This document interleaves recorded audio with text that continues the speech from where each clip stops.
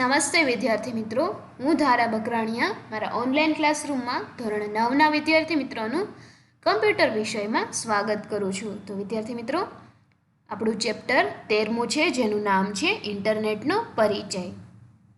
ગયા લેક્ચરમાં આપણે એ ભણી લીધું છે કે આઈપી એડ્રેસનું ડેસિમલ ટુ બાઇનરીમાં કઈ રીતે કન્વર્ટ થાય છે. તો આજે આપણે જોવાનું છે ઇન્ટરનેટના ઘટકો. તો આજે આપણે સ્ટાર્ટ કરીએ આપણો લેક્ચર, જેનો આજનો ટોપિક છે ઇન્ટરનેટના ઘટકો, કમ્પોનન્ટ્સ ઓફ ઇન્ટરનેટ. ઇન્ટરનેટ એ બહુસંખ્યક શૈક્ષણિક, વ્યાપારિક અને શાસકીય નેટવર્કોનું જોડાણ છે. તો ઇન્ટરનેટ શું છે એ આપણને ખ્યાલ છે. તો એમાં પણ આપણે જુદા જુદા વિભાગ વાઇઝ એનું જોડાણ કઈ રીતે છે એ આપણે ઇન્ટરનેટના ઘટકોમાં ભણવાનું છે. તો એનું પહેલું જ સેન્ટેન્સ છે કે ઇન્ટરનેટ એ બહુસંખ્યક શૈક્ષણિક, વ્યાપારિક અને શાસકીય નેટવર્કોનું જોડાણ છે. તો હવે તમને ખ્યાલ હશે જ કે શૈક્ષણિક વિભાગમાં કે બિઝનેસમાં કે શાસકીય એટલે કે પોલિટિક્સમાં બધી જગ્યાએ ઇન્ટરનેટનો ખૂબ જ ઉપયોગ થાય છે. અત્યારે કોરોના કાળમાં શૈક્ષણિક વિભાગમાં ઇન્ટરનેટનો ખૂબ જ બહોળો ઉપયોગ થયો છે. કારણ કે જ્યારે વિદ્યાર્થીઓ સ્કૂલે ભણવા નથી આવી શકતા, ત્યારે ઇન્ટરનેટના માધ્યમથી, વોટ્સએપ, યુટ્યુબના માધ્યમથી એજ્યુકેશન ચાલુ રાખવાનું શક્ય બન્યું છે. એવી જ રીતે વ્યાપારિક છે. તો વ્યાપારિકમાં હું તમને એક સીધું અને સરળ એવું એક્ઝામ્પલ આપીશ, જેના દ્વારા તમને ઇઝીલી સમજાઈ જશે કે વ્યાપારિકમાં તમે ઓનલાઈન શોપિંગ કરો છો. ફોર એક્ઝામ્પલ એમેઝોન છે, મિંત્રા છે, આ કોઈ પણ પ્રકારની વેબસાઇટમાંથી તમે ઓનલાઈન શોપિંગ કરો છો. તો એ શેના દ્વારા પોસિબલ થાય છે? તો કે જ્યારે ઇન્ટરનેટ હોય છે ત્યારે જ તમે આવા પ્રકારની શોપિંગ કરી શકો છો. ત્યારબાદ શાસકીય, તો એ પણ તમને ખ્યાલ જ છે કે શાસકીય વિભાગમાં પણ નેટવર્કનું ખૂબ જ ઉપયોગ થાય છે. તો આ રીતે ફર્સ્ટ સેન્ટેન્સ સમજાઈ ગયું તમને. ત્યારબાદ છે ઇન્ટરનેટ એ કોઈની માલિકી ધરાવતું નેટવર્ક નથી. હવે જો ઇન્ટરનેટ છે એમાં કોઈ પણ વ્યક્તિનું આમ પોતાનું પર્સનલ હોય એવું હોતું નથી, કારણ કે ઇન્ટરનેટ એ આખી દુનિયા માટે વપરાતું નેટવર્ક છે. તો એવું કોઈ નથી કે જેનું પોતાનું ઇન્ટરનેટ હોઈ શકે. ફોર એક્ઝામ્પલ કોઈ પણ કંપની હોય તો એનો માલિક હોય કે એના અંડર એનું વર્ક થતું હોય છે, પરંતુ જ્યારે ઇન્ટરનેટ છે એ કોઈની માલિકીનું નથી હોતું. ઇન્ટરનેટમાં માહિતીના સંગ્રાહક એવા વિરાટ અને અત્યંત ગતિમાન કમ્પ્યુટરોનો સમાવેશ થતો હોય છે. કે માહિતીના સંગ્રાહક કે ડેટા સ્ટોરેજ છે, ઘણી બધી મોટી સ્ટોરેજમાં એનું સમાવેશ થતો હોય છે. ફોર એક્ઝામ્પલ તમારી પાસે કોઈ પણ કમ્પ્યુટર સિસ્ટમ હોય કે મોબાઈલ હોય, તો તમે મોબાઈલ લ્યો ને ત્યારે પૂછો કે કેટલી મેમરી છે, કેટલું સ્ટોરેજ છે. તો અત્યારે તો મોબાઈલમાં ઘણું બધું સ્ટોરેજ આવે છે.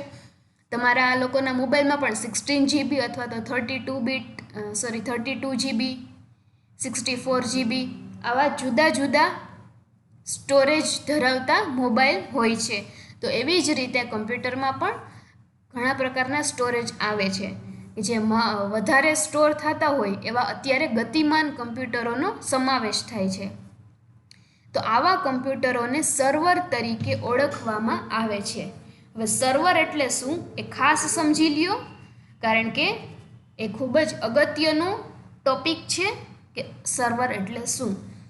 ફોર એક્ઝામ્પલ હું તમને પહેલું સેન્ટેન્સ અહીંયા જે આવ્યું છે કે ઇન્ટરનેટ એ બહુસંખ્યક શૈક્ષણિક, વ્યાપારિક અને શાસકીય નેટવર્કોનું જોડાણ છે, એમાં આપણે વ્યાપારિકનું એક્ઝામ્પલ લઈ અને હું તમને સર્વર સમજાવું છું. તો વ્યાપારિકમાં તમે કોઈ પણ ઓનલાઈન શોપિંગ કરો છો અથવા તો કાંઈ પણ ફૂડ ઓર્ડર કરો છો ઝોમેટોમાંથી કે કોઈ પણ ફૂડની એપ્લિકેશન કે વેબસાઇટમાંથી, તો એમાં જ્યારે તમે તમારું અકાઉન્ટ બનાવો છો, તમારા મોબાઈલ થ્રુ અથવા તો તમારા ઈમેલ આઈડી થ્રુ, તો એ બધું જે સ્ટોરેજ છે એ બધું એક પીસીમાં સ્ટોર થતું હોય છે, એક સ્ટોરેજ ડિવાઇસમાં સ્ટોર થતું હોય છે. ફોર એક્ઝામ્પલ, તમે અથવા તો તમારા ફ્રેન્ડ્સ કે કોઈ પણ વ્યક્તિએ જ્યારે એમાં અકાઉન્ટ બનાવેલું છે તો તમારા આઈડી, પાસવર્ડ અને તમને લગતી જેટલી વિગત એ લોકો માગે છે એ બધી એક ડેટાબેઝમાં સ્ટોર થતી હોય છે. અને ડેટાબેઝ એ શું છે એ આપણે અગાઉના ચેપ્ટરમાં ભણી ચૂક્યા છીએ, એટલે હવે તમને ખ્યાલ હોવો જોઈએ કે ડેટાબેઝ શું છે. તો એ બધી માહિતી જ્યારે ડેટાબેઝમાં સ્ટોર થાય છે તો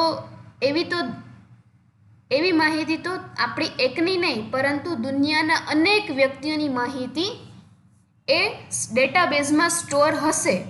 તો જ્યારે તમે તમારા કોમ્પ્યુટરનો ઉપયોગ કરો છો તો સામાન્ય રીતે તમારા કોમ્પ્યુટરમાં પણ 500 GB અથવા તો 1 GB 1 TB જેટલી સ્પેસ હોય છે. તમારે કાંઈ પણ મૂવીઝ સ્ટોર કરવા, ફોટો સ્ટોર કરવા માટે એટલી સ્પેસ તમે મિનિમમ રાખો જ છો.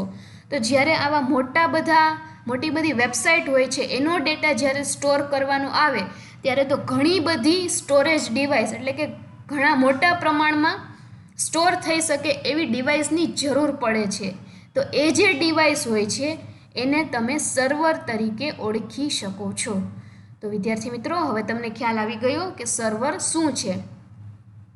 જ્યારે તમે એમેઝોનમાંથી શોપિંગ કરો છો તો એમાં તમારું એડ્રેસ, તમારો કોન્ટેક્ટ નંબર, તમારું નામ આ બધું સ્ટોર થાય છે. એ એમેઝોન પાસે એક સર્વર હોય, એક મોટું એવું કમ્પ્યુટર હોય કે જેમાં ઘણી બધી વસ્તુ સ્ટોર થઈ શકતી હોય.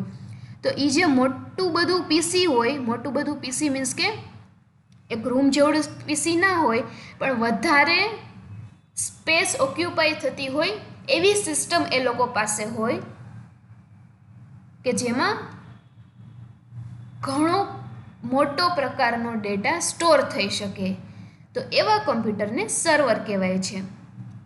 અને ત્યારબાદ હવે તમને ક્લાયન્ટ શું છે, ક્લાયન્ટ એ પણ કહી દઉં છું કે સર્વરમાં જેમ આપણે કીધું કે સર્વર એટલે શું, તો કે મેં તમને એક એમેઝોનનું એક્ઝામ્પલ આપેલું કે એમેઝોનમાં જ્યારે તમે લોકો લોગિન કરો છો, આઈડી પાસવર્ડ તમે એમાં આપો છો, તમારે કંઈ પણ શોપિંગ ઓનલાઈન કરવી હોય છે અથવા તો તમે કંઈ ફૂડ ઓર્ડર કરો છો ઝોમેટોમાંથી, તો એના માટે તમારું ઓલરેડી એમાં અકાઉન્ટ ક્રિએટ હોય છે. તમને એમાંથી પોઈન્ટ્સ મળતા હોય છે જો તમે રેગ્યુલર એના કસ્ટમર હોય તો.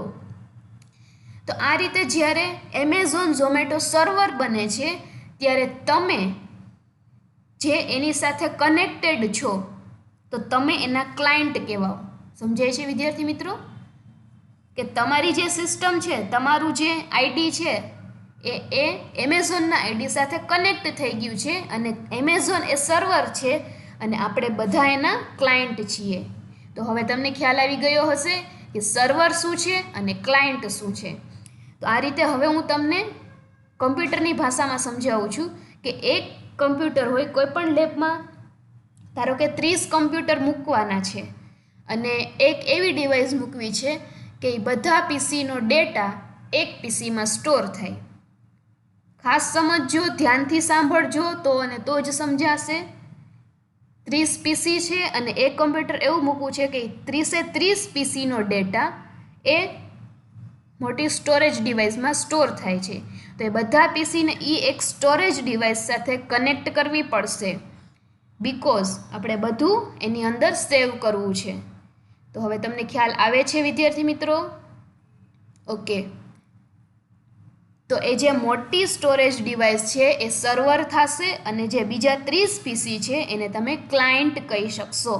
તો હવે આપણે ડેફિનેશન તરફ આગળ વધીએ કે અત્યંત ગતિમાન કમ્પ્યુટરોનો સમાવેશ થાય છે અને એ ગતિમાન કમ્પ્યુટરોને સર્વર તરીકે ઓળખવામાં આવે છે. સર્વર સાથે અનેક કમ્પ્યુટરો જોડાયેલા હોય છે. સર્વર સાથે અનેક કમ્પ્યુટરો જોડાયેલા હોય છે. જેમ મેં તમને હમણાં જ વાત કરી કે 30 પીસી સાથે જે એક કમ્પ્યુટર સાથે જે 30 પીસી કનેક્ટેડ છે એ એક પીસીને સર્વર કહેવાય છે અને જે અનેક પીસી એટલે કે અનેક કમ્પ્યુટરો જોડાયેલા છે એને ક્લાયન્ટ કહેવાશે. સર્વર સાથે જોડાઈને માહિતી મેળવવા ઈચ્છતા આવા કમ્પ્યુટરોને ક્લાયન્ટ કહેવાય છે. કે સર્વર સાથે જોડાય અને અંદરની એકાબીજાની જે માહિતી છે એ તો જ મેળવી શકે જો એની પાસે કનેક્શન હશે તો જ. તો આવા કમ્પ્યુટરોને ક્લાયન્ટ કહેવાય છે. ઓકે વિદ્યાર્થી મિત્રો, તો હવે તમને ખ્યાલ આવી ગયો કે સર્વર અને ક્લાયન્ટ શું છે. ત્યારબાદ સર્વર ઉચ્ચ ક્ષમતા ધરાવતા કેબલ દ્વારા જમીન પર તથા દરિયા પાર જોડાયેલા હોય છે. હવે આવા કેબલ વિશે તમને વાત કરું તો આપણે અત્યારે વીજળીના જે કેબલ આવતા હોય છે એ તમને ખ્યાલ હોય તો આપણી સોસાયટીમાં કે આપણા એરિયામાં મોટા એવા થાંભલાઓ મૂકેલા હોય છે કે જેની સાથે કેબલ કનેક્ટ હોય છે અને એ કેબલ આપણા દ્વારા આવતા હોય છે. આપણા ઘરમાં એક મીટર હોય છે અને એ મીટર દ્વારા આપણા ઘરે લાઇટ આવે છે, પાવર આવે છે. તો એવી જ રીતે આવા પ્રકારના જે નેટવર્કના કેબલ છે એ કઈ રીતે આવે છે તો કે સર્વર ઉચ્ચ ક્ષમતા ધરાવતા કેબલ જમીન પર અથવા દરિયા પાર જોડાયેલા હોય છે. જમીનની અંદર હોય છે અથવા તો દરિયા દ્વારા જોડાયેલા હોય છે. આ કેબલને ઇન્ટરનેટની કરોડરજ્જુ સમાન અથવા તો માહિતીના ધોરીમાર્ગ સમાન ગણવામાં આવે છે. હવે જો આ બધા કેબલ છે વચ્ચે ક્યાંક એવું બને કે કનેક્શન કટ થઈ જાય છે તો એ કેબલ જો તૂટી જાય છે અથવા તો કંઈ પણ ડેમેજ થાય છે કેબલમાં તો એ કેબલ દ્વારા જે નેટવર્ક આવે છે, કનેક્શન આવે છે, ઇન્ટરનેટ આવે છે એ ઇન્ટરનેટ બંધ થઈ જાય છે. એટલા માટે જ એને ઇન્ટરનેટની કરોડરજ્જુ સમાન ગણવામાં આવે છે. જેમ આપણી પાસે જે કરોડરજ્જુ છે એમાંથી કાંઈ પણ ઇન્જરી થાય આપણને તો આપણને બેસવા ઉઠવામાં તકલીફ થાય છે. એવી જ રીતે ઇન્ટરનેટમાં પણ જો કેબલમાં કોઈ પણ પ્રોબ્લેમ થાય, વચ્ચેથી કનેક્શન લૂઝ થઈ જાય છે અથવા તો કનેક્શન કેબલ જે છે એ તૂટી જાય છે તો આપણા સુધી નેટ આવતું નથી. આ હેતુ માટે ફાઇબર ઓપ્ટિક કેબલ ઘણા ઉપયોગી છે. હવે ફાઇબર ઓપ્ટિક કેબલ કેવા છે એ હું તમને નેક્સ્ટ લેક્ચરમાં બતાવીશ, પરંતુ અત્યારે તમે એટલું જાણી લ્યો કે આ હેતુ માટે ફાઇબર ઓપ્ટિક કેબલ ઘણા ઉપયોગી છે. કે જેમ આપણે અત્યારે વાત કરેલી કે ઇન્ટરનેટમાં આવા પ્રકારના જે કેબલનો ઉપયોગ થાય છે જે કરોડરજ્જુ સમાન ગણાય છે, તો એના માટે કેવા પ્રકારના કેબલ ઉપયોગી છે તો એ છે ફાઇબર ઓપ્ટિક કેબલ. ઓકે વિદ્યાર્થી મિત્રો, નેટવર્કમાં વિગતોની આપલે કરવા માટે ઇન્ટરનેટમાં રાઉટરની મદદ લેવામાં આવે છે. નેટવર્કમાં વિગતોની આપલે, હવે જો નેટવર્કમાં વિગતોની આપલે એટલે શું તો કે અત્યારે વોટ્સએપ દ્વારા તમને સ્કૂલમાંથી કાંઈ પણ હોમવર્ક આવે છે, કોઈ પણ લેક્ચર આવે છે તો એ શું થયું તો કે નેટવર્કમાં એ વિગતોની આપલે થાય છે કે તમને કોઈ પણ લેક્ચર ઓનલાઈન મૂકે છે કે વોટ્સએપમાં આવે છે કે યુટ્યુબમાં આવે છે તો એ તમને આપ્યો છે અને તમને કાંઈ પણ નથી સમજાતું, તમને કાંઈ પણ પ્રશ્ન છે સ્કૂલ બાબતે, કોલેજ બાબતે, કોઈ પણ વિશે તમારે કાંઈ પણ પ્રોબ્લેમ હોય છે તો તમે મેસેજ પાછો કરો છો. તો આ થયું નેટવર્કમાં વિગતોની આપલે. અને ઇન્ટરનેટમાં રાઉટરની મદદ લેવામાં આવે છે કે ઇન્ટરનેટ ચાલુ કરવું હોય અને જો તમારે કાંઈ પણ ઇન્ટરનેટને લગતું કામ કરવું હોય તો તમારે રાઉટરની મદદ લેવી પડે છે. રાઉટર કેવું છે એ પણ હું તમને બતાવીશ. રાઉટર એ કમ્પ્યુટર નેટવર્કમાં વિગતોને આગળ મોકલતું એક સાધન છે. તો હવે અહીંયા શું આવે છે કે રાઉટર શું છે કે આપણે એ તો સમજી લીધું કે ઇન્ટરનેટ શું છે તો કે ઇન્ટરનેટ એ આપણને એકબીજાથી કનેક્શન રાખવા માટેનું એક કમ્પોનન્ટ આપણે કહી શકીએ કે ઇન્ટરનેટ દ્વારા આપણે એકબીજાને વિગતોની આપલે કરી શકીએ છીએ. ત્યારબાદ ઇન્ટરનેટ માટે નેટવર્કની જરૂર પડે છે.